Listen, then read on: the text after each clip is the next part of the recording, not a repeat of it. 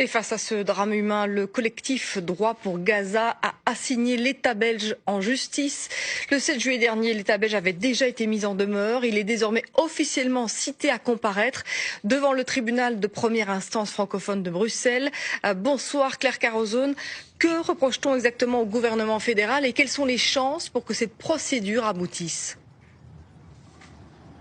Eh bien, le collectif Droit pour Gaza accuse la Belgique d'inaction face aux crimes commis par Israël à Gaza. Il va même plus loin en parlant de tolérance coupable. Alors pour ce groupe qui est constitué de juristes et d'associations de défense de la cause palestinienne, le gouvernement fédéral belge n'en ferait tout simplement pas assez pour protéger la population gazaoui. Il ne mettrait pas en œuvre tout ce qui est en son pouvoir. Alors le ministre des Affaires étrangères, Maxime Prévost, a réagi à ces accusations par voie de communiqué. Il dit partager l'indignation face à l'horreur à Gaza, mais réfuter tout terme d'inaction de la part de la Belgique.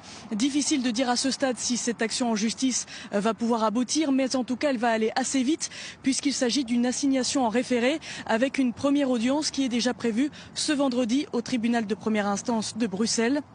Et le collectif espère en tout cas que l'État belge sera condamné et qu'il sera obligé de mettre en place toute une série de mesures pour faire pression sur Israël. C'est ce que nous détaille Anne-Laure Losso. Elle est juriste et membre du collectif Droit pour Gaza.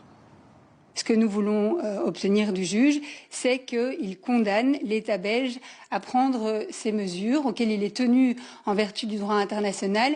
La fermeture de notre espace aérien au transport d'armes et de matériel militaire à destination d'Israël.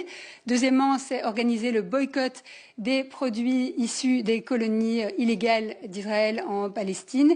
Et troisièmement, l'Union européenne ne parvient pas à se mettre d'accord sur une suspension de l'accord d'association avec Israël. Les États, puisqu'il s'agit d'un traité mixte, peuvent également individuellement en sortir. Et donc nous demandons à l'État belge de dénoncer cet accord d'association.